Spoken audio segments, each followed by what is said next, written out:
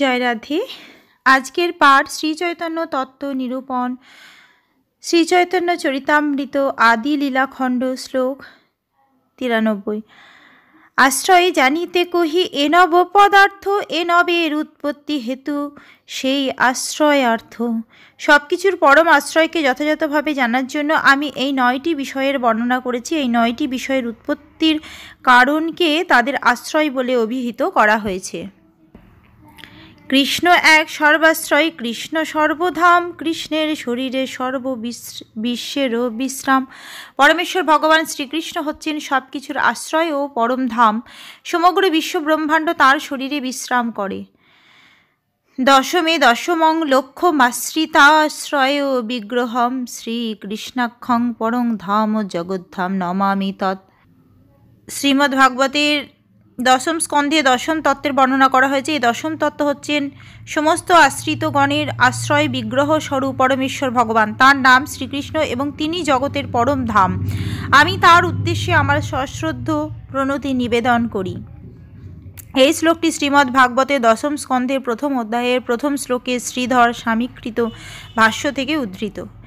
কৃষ্ণের স্বরূপ আর শক্তিত্রয় জ্ঞান, যার হয় তার নাহি কৃষ্ণেতে অজ্ঞান। যিনি শ্রীকৃষ্ণের স্বরূপ এবং তার 3টি বিভিন্ন শক্তি সম্বন্ধে অবগত, তিনি কখনোই তার সম্বন্ধে অজ্ঞান থাকতে পারেন না। শ্রীল জীব গোস্বামী ভক্তি সন্দর্ভে উল্লেখ করেছেন যে মানব মনে জল্পনা কল্পনার ঊর্ধ্বে স্বাভাবিকভাবে ক্রিয়াশীল তাঁর শক্তির মাধ্যমে সেই পরম তত্ত্ব নিত্যকাল ধরে যুগপৎ 4টি অপ্রাকৃত সত্তায় বিরাজ করেন। এই 4টি সত্তা হচ্ছে তাঁর স্বরূপ, তাঁর স্বনির্বিশেষ জ্যোতি, তার বিভিন্নাংশ জীব এবং সর্বকারণের পরম কারণরূপ প্রকাশ বা প্রধান। সেই পরম তত্ত্বকে সূর্যের সঙ্গে তুলনা করা যায়। সূর্য ও 4টি বিভিন্ন রূপে প্রকাশিত হয়। এই 4টি প্রকাশ হচ্ছে সূর্যলোকের অধিষ্ঠাত্রী দেবতা সূর্যদেব, সূর্যমণ্ডলের অন্তরস্থ তেজ, সূর্যমণ্ডল থেকে বিচ্ছুরিত রশ্মি এবং অন্যান্য বস্তুতে প্রতিফলিত সূর্যরশ্মি প্রতিবিম্ব। জীব তার অনুমান ভিত্তিক সীমিত ক্ষমতার দ্বারা কখনোই অধোক্ষজ পরম তত্ত্বকে জানতে পারে না, কারণ তিনি জীবের জল্পনা কল্পনা নিরত সীমিত মনের অতীত। পরম সত্যের অনুসন্ধানে আমরা যদি যথার্থই আন্তরিক হই, তাহলে আমাদের স্বীকার করতেই হবে যে আমাদের ক্ষুদ্র মস্তিষ্কের সীমিত শক্তির তুলনায় তার শক্তি অসীম এবং তা আমাদের চিন্তার অতীত। পৃথিবীর বড় বড় বৈজ্ঞানিকেরা আজ মহাশূন্যের গবেষণায় লিপ্ত হয়েছে, কিন্তু এই জড় সৃষ্টির মৌলিক জ্ঞান সম্বন্ধে তারা সম্পূর্ণ অজ্ঞ এবং যারা সেই জ্ঞান আহরণের চেষ্টা করে তারা তাদের সীমিত বুদ্ধির মাধ্যমে সেই অচিন্ত্য শক্তিকে অনুধাবন করতে না পারার ফলে বিভ্রান্ত হয়ে পড়ে। আর এই জড়জাগতিক জ্ঞানের অনেক ঊর্ধ্বে হচ্ছে পরা প্রকৃতি সম্ভূত সেই চিন্ময় জগতের জ্ঞান। সুতরাং সেই পরম তত্ত্বের আয়োজন ও কার্যকলাপ সম্বন্ধীয় চিন্ময় জ্ঞান নিঃসন্দেহে অচিন্ত। পরম তত্ত্বের মুখ্য শক্তি হচ্ছে 3টি, অন্তরঙ্গা, বহিরঙ্গা ও তটস্থা। তার অন্তরঙ্গা শক্তির প্রভাবে পরমেশ্বর ভগবান অনন্ত বৈকুণ্ঠ লোক প্রকাশ করেন। জড় সৃষ্টির লয় হয়ে গেলেও সেই বৈকুণ্ঠ লোকসমূহ চিরকালই বিরাজমান থাকে। তার তটস্থা শক্তির প্রভাবে ভগবান তার বিভিন্ন অংশ জীবরূপে নিজেকে বিস্তার করেন, ঠিক যেভাবে সূর্য চতুর্দিকে তার কিরণ বিতরণ করে। তার বহিরঙ্গা শক্তির প্রভাবে ভগবান এই জড় জগতের প্রকাশ করেন, ঠিক যেভাবে সূর্যরশ্মি কুয়াশা সৃষ্টি করে। এই জড় সৃষ্টি হচ্ছে নিত্য বৈকুণ্ঠ ধামের বিকৃত প্রতিফলন।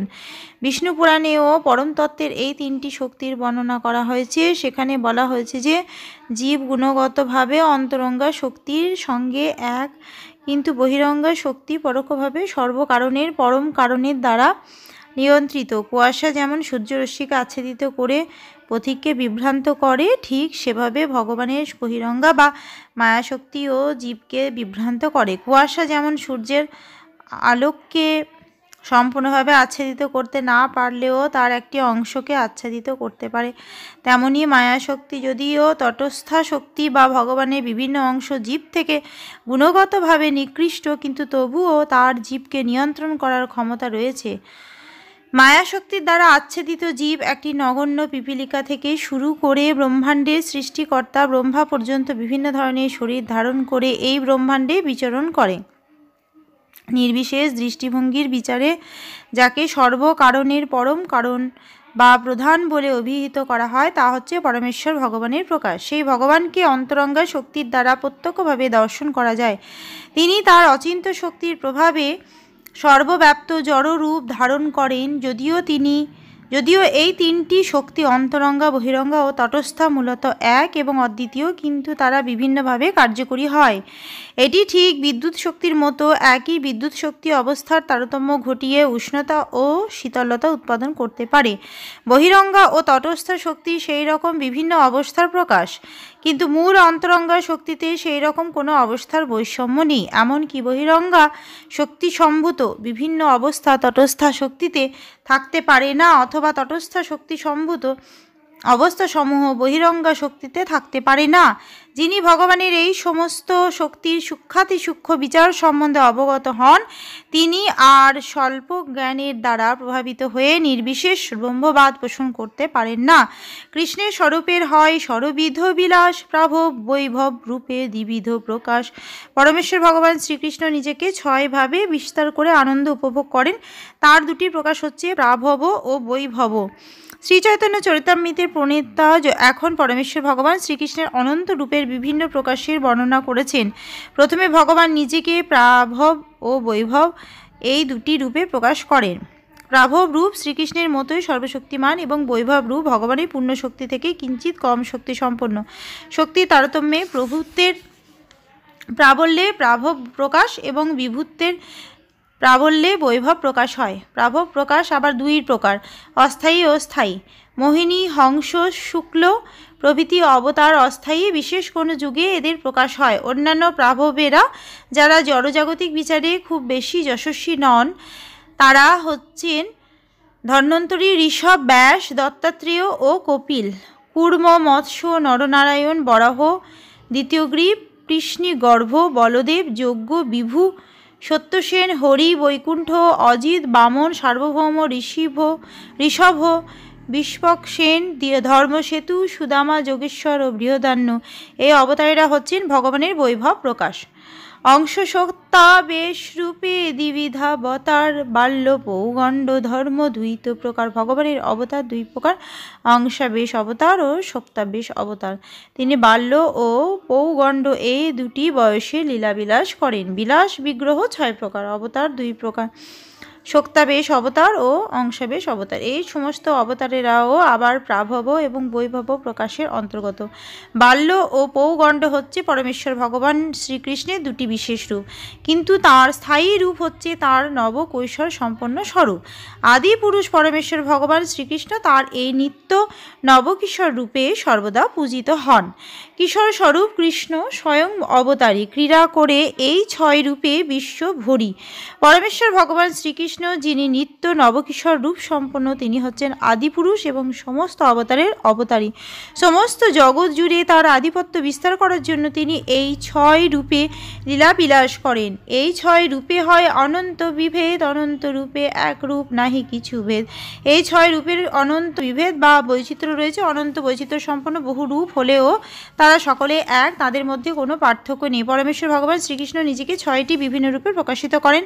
প্রাভব, বৈভব, শক্তাবেশ অবতার, অংশাবেশ অবতার, বাল্য ও পৌগণ্ড। পরমেশ্বর ভগবান শ্রীকৃষ্ণ যার নিত্য রূপ হচ্ছে তার নবকিশোর স্বরূপ, তিনি এই 6 রূপে লীলাবিলাস করে দিব্য আনন্দ উপভোগ করেন। ভগবানের এই 6 রূপের অনন্ত বিভেদ রয়েছে। জীব হচ্ছে ভগবানের বিভিন্ন অংশ, তারা সকলেই হচ্ছে এক ও অদ্বিতীয় ভগবানের বৈচিত্র্যময় প্রকাশ। চিৎশক্তি, স্বরূপ শক্তি, অন্তরঙ্গা নাম, তাহার বৈভব অনন্ত বৈকুণ্ঠাদি ধাম। ভগবানের চিৎশক্তি, যাকে স্বরূপ শক্তি বা অন্তরঙ্গ শক্তিও বলা হয়, তা বিভিন্ন বৈচিত্র্য প্রকাশ করে। সেই শক্তি ভগবানের অনন্ত বৈকুণ্ঠাদি ধাম এবং তার অনন্ত বৈভব প্রকাশ করে। মায়াশক্তি বহিরঙ্গা জগৎ কারণ, তাহার বৈভব অনন্ত ব্রহ্মাণ্ডের গণ। ভগবানের বহিরঙ্গা শক্তি, যাকে মায়া শক্তিও বলা হয়, তা থেকে অনন্ত ব্রহ্মাণ্ড এবং বিভিন্ন জড়শক্তির প্রকাশ হয়। জীব শক্তি তটস্থাক্য নাহি যার অন্ত, মুখ্য 3 শক্তি তার বিভেদ অনন্ত। এই দুই শক্তির মধ্যবর্তী তটস্থা শক্তি হচ্ছে অসংখ্য জীবের সমন্বয়। এই তিনটি হচ্ছে মুখ্য শক্তি। এই তিনটি শক্তির আবার অন্তহীন বিভাগ রয়েছে। ভগবানের স্বরূপ শক্তি, যাকে চিৎ শক্তি বা অন্তরঙ্গা শক্তিও বলা হয়, তা থেকে বৈকুণ্ঠ আদি ধামে অনন্ত বৈচিত্র্য প্রকাশিত হয়। আমাদের মতো বদ্ধ জীব ছাড়াও অসংখ্য নিত্যমুক্ত জীব রয়েছেন, যারা চিৎ জগতে পরমেশ্বর ভগবানের অসংখ্য রূপের নিত্য সঙ্গ লাভ করেন। জড় সৃষ্টি হচ্ছে বহিরঙ্গা শক্তির প্রকাশ, যেখানে বদ্ধ জীব জড়জগতের বন্ধন থেকে মুক্ত হয়ে পরমেশ্বর ভগবানের কাছে ফিরে যাওয়ার সুযোগ লাভ করে। পরমেশ্বর ভগবান এক এবং অদ্বিতীয়। ব্যক্তিগতভাবে তাঁর করণীয় কিছুই নেই। তিনি জড় ইন্দ্রিয় সম্পন্ন নন, কেউ তাঁর সমান নয় অথবা তার থেকে মহৎ নয়। তার বিভিন্ন নামে অন্তহীন বিভিন্ন শক্তি রয়েছে, যেগুলি স্বাভাবিকভাবে তার মধ্যে বিরাজমান এবং স্বাভাবিকভাবে তার পূর্ণজ্ঞান শক্তি ও লীলার প্রকাশ হয়। এমদ স্বরূপগণ আর তিন শক্তির সভার আশ্রয় কৃষ্ণ, কৃষ্ণের সভার স্থিতি। এরা হচ্ছেন পরমেশ্বর ভগবানের এবং তার তিনটি শক্তির মুখ্য প্রকাশ ও বিস্তার। তাদের সকলের আশ্রয় হচ্ছেন শ্রীকৃষ্ণ এবং তার মধ্যে এদের স্থিতি। যদ্যপি ব্রহ্মাণ্ডগণের পুরুষ আশ্রয়, সেই পুরুষাদি সভার কৃষ্ণ মূলাশ্রয়। যদিও তিন পুরুষাবতার হচ্ছেন সমস্ত ব্রহ্মাণ্ডের আশ্রয়, কিন্তু শ্রীকৃষ্ণ এই পুরুষাবতারদেরও মূল আশ্রয়। স্বয়ং ভগবান কৃষ্ণ, কৃষ্ণ সর্বাশ্রয়, পরম ঈশ্বর কৃষ্ণ সর্বশাস্ত্রে কয়। এভাবেই শ্রীকৃষ্ণ হচ্ছেন আদিপুরুষ, স্বয়ং ভগবান এবং সব কিছুর পরম আশ্রয়। সমস্ত শাস্ত্রে তাকে পরম ঈশ্বর বলে স্বীকার করা হয়েছে। ঈশ্বর ও পরম কৃষ্ণ সচ্চিদানন্দ বিগ্রহ অনাদিরা দীর গোবিন্দ সর্বকারণ কারণম। শ্রীকৃষ্ণ, যিনি গোবিন্দ নামেও পরিচিত, তিনি হচ্ছেন পরমেশ্বর। তার রূপ সচ্চিদানন্দময়। তিনি হচ্ছেন সব কিছুর পরম উৎস। তার কোনো উৎস নেই, কেননা তিনি হচ্ছেন সমস্ত কারণের পরম কারণ। আজকের পাঠ এই অবধি। ভজ শ্রীকৃষ্ণ চৈতন্য প্রভু নিত্যানন্দ, শ্রী অদ্বৈত গদাধর শ্রীবাসাদি গৌরী ভক্তবৃন্দ। হরে কৃষ্ণ কৃষ্ণ কৃষ্ণ হরে হরে, হরে রাম রাম রাম হরে হরে। জয় রাধে জয় রাধে জয় রাধে জয় রাধে। জয় রাধে।